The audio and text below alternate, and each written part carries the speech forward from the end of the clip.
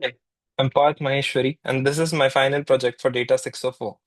In this project, I applied a mix of supervised and unsupervised machine learning techniques to a subset of MNIST handwritten digit dataset.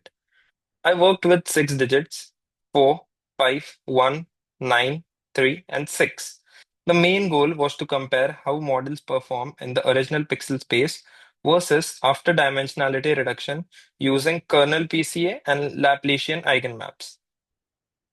I began by training support vector machines to classify the digits. For the binary task, I used digits 4 versus 5 and compared linear and Gaussian kernels.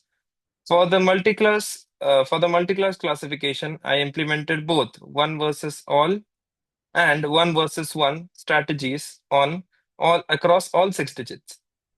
In part 3 and part 4, I performed k-means and hierarchical clustering to explore the structure of data. For dimensionality reduction, I used kernel PCA with an RBF kernel and selected 50 components based on variance explained. I also used Laplacian eigenmaps with a k nearest neighbor graph, k equals to 10, to learn a 50-dimensional embedding that preserved neighborhood structure. I repeated the classification and clustering in both the reduced spaces. Let's talk about the results now. In my original space, both linear and Gaussian SVMs performed very well, with Gaussian slightly better. However, in the reduced spaces, linear SVMs were more stable. Gaussian SVMs performed worse in KPCA and LE, likely due to these reductions affect distance metrics. For multi-class SVMs, one versus all consistently outperformed one versus all, especially in the KPCA space, where I saw an accuracy boost of 98%.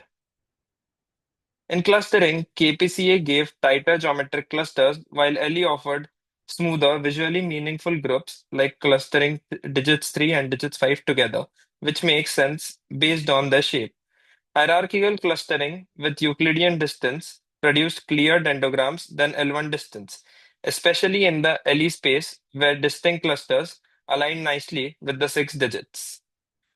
To conclude the project showed that the dimensionality reduction can improve interpretability, especially for clustering.